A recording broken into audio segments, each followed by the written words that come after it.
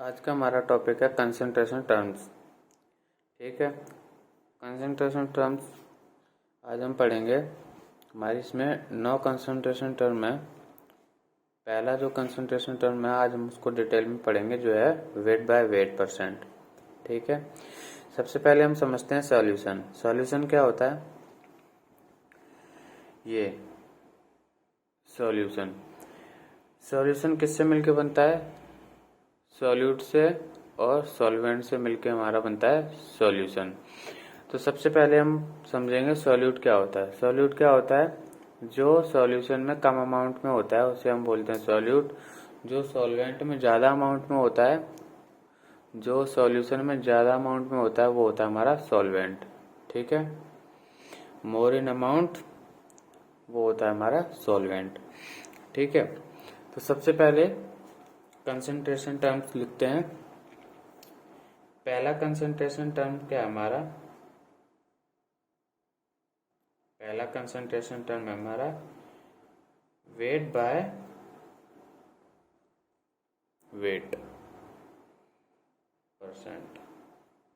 ये हमारा पहला कंसंट्रेशन टर्म। ठीक है, और सेकंड कंसंट्रेशन टर्म है हमारा volume by volume percent. Third है हमारा weight by volume percent.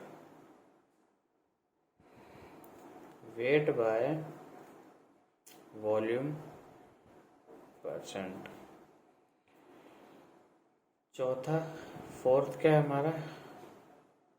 Parts पर मिलियन। फिफ्थ है हमारा पार्ट्स पर बिलियन। सिक्स्थ हमारा क्या है कंसंट्रेशन टर्म? सिक्स्थ है मोल फ्रैक्शन।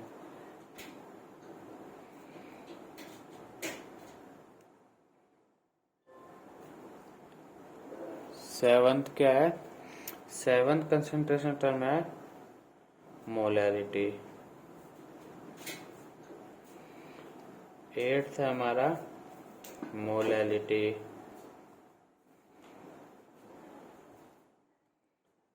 नाइन्थ है नॉर्मेलिटी। ये 9 हमारे कंसंट्रेशन टर्म हैं, जिसमें से आज हम वेट बाय वेट को डिटेल में न्यूमेरिकल के साथ समझते हैं। ठीक है, सबसे पहले हम एक एग्जाम्पल की मदद से समझेंगे, जो है 98 ग्राम H2SO4 प्लस 54 ग्राम वाटर। ठीक है,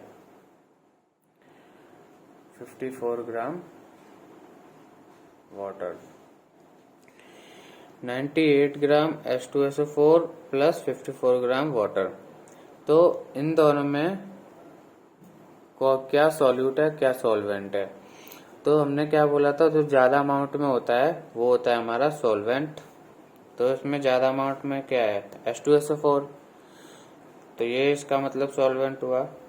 लेकिन हमें ये गलती नहीं करनी है, हमें नंबर ऑफ मोल्स इसके निकालने पड़ेंगे, तब हमें पता चलेगा कि सॉल्वेंट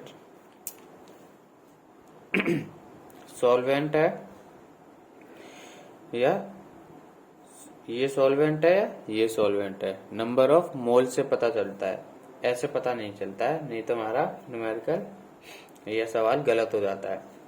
सबसे पहले इन दोनों का हम निकाल लेंगे number of moles. Number of moles. ठीक है, नंबर ऑफ मोल्स का फॉर्मूला क्या होता है? मास गिवन अपॉन में मॉलिक्यूलर मास। मॉलिक्यूलर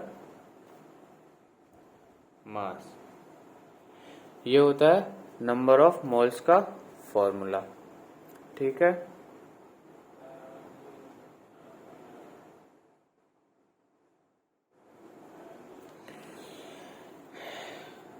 सबसे पहले मास क्या दिया है हमें फर्स्ट वाले का, इसका 98 ग्राम, 98 मास। ठीक है, और उसके बाद मॉलिक्यूलर मास है हमारा वाटर H2। हाइड्रोजन का कितना होता है, हाइड्रोजन का 1 होता है। सल्फर का कितना होता है, सल्फर का होता है हमारा 32, ऑक्सीजन का 60। ठीक है, तो कितना हो गया, हाइड्रोजन का 2 प्लस में सल्फर का 32 हो गया, प्लस ऑक्सीजन का 16। ठीक है, ये मॉलिक्यूलर मास होते हैं। हाइड्रोजन का मॉलिक्यूलर जो मास होता है ये 2, एक होता है तो यहाँ 2 दिया हुआ तो 2 हो गया ये। सल्फर का 32 होता है, 32 आ गया। ऑक्सीजन का 16 होता है तो 4 है। ऑक्सीजन कितना है हमारा, 4 है यहाँ पे ऑक्सीजन। ठीक है, तो 16 4 जा 64, तो ये हमने यहाँ गलत लिख दिया था, इसको 64 कर दो। 64 ये हो गया हमारा मॉलिक्यूलर मास। इसको जोड़ देंगे अब 98 अपॉन में ये भी 98 बन जाएगा। 4 के बाद 6 7 8 9 4 5 6 7 8 आ गया। 6 7 8 9 आ गया। 98 से 98 कैंसिल आउट हो गया, बचा हमारा 1। ये निकल गया हमारा 1 मोल। 1 मोल निकल गया है H2SO4 का। ठीक है, अब हमें निकालना है वाटर का नंबर ऑफ मोल्स। तो नंबर ऑफ मोल्स वाटर के निकालेंगे तो फॉर्मूला वही लग जाएगा हमारा। मास ऑफ गिवन, मास क्या दिया है 54 दिया है, और मॉलिक्यूलर मास H2O, वाटर का होता है H2O। तो हाइड्रोजन कितने हो गए, H2 2 हाइड्रोजन हो गए, तो प्लस में O ऑक्सीजन 16। इसका ये फॉर्मूला होता है ना H2O वाटर का। तो हाइड्रोजन हो गए 2 लगा दिया, ऑक्सीजन का एटॉमिक में 16 लग गया। ये हो गया 54 अपॉन में 18, तो 18 तो 54, 18 3 जा 54 कैंसिल आउट हो गए। कितना आ गया फिर 3 मोल्स। ठीक है, 3 मोल्स आ गया वाटर का। ठीक है, तो इससे पता चलता है हमारा जो ज्यादा अमाउंट, किसके नंबर ऑफ मोल्स ज्यादा आ रहे हैं, इसके वाटर के नंबर ऑफ मोल्स ज्यादा है, इसका मतलब ये हमारा सॉल्वेंट है वाटर। ठीक है, ये पता चल गया हमें सॉल्वेंट हमारा क्या है, वाटर। ठीक है, अब देखते हैं हम वेट बाय वेट को। वेट बाय वेट का करेंगे अब हम। ठीक है,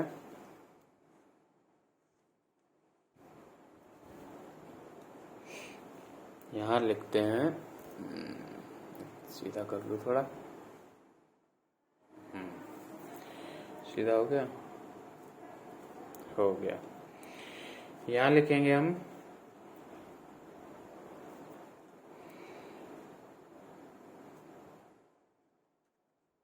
वेट बाय वेट परसेंट। ठीक है, a solution of NaCl in water is 5%. Weight by weight, 5 gram NaCl, 5 gram NaCl is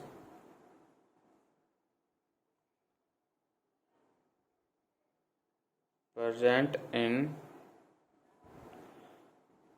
100 gram solution। ठीक है।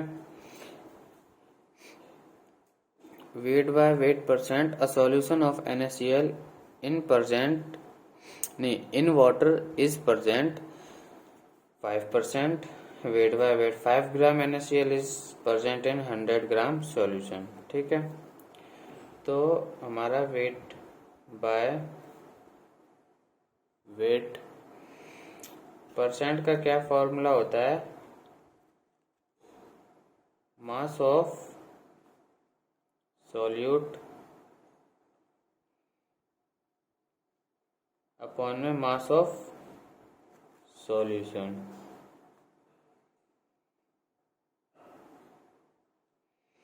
इनटू 100। ये हो गया हमारा वेट बाय वेट का फॉर्मूला। अब हम एक क्वेश्चन करते हैं।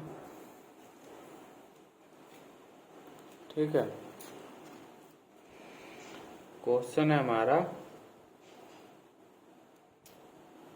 वेट बाय वेट का, जो एक न्यूमेरिकल करते हैं, जो हमें अच्छे से अब समझ में आ जाएगा। वेट बाय वेट का फॉर्मूला लगा के 10 gram sucrose is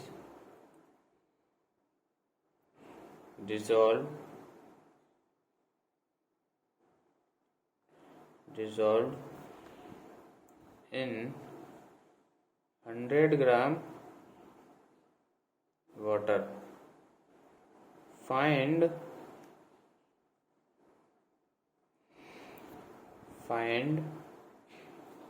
weight by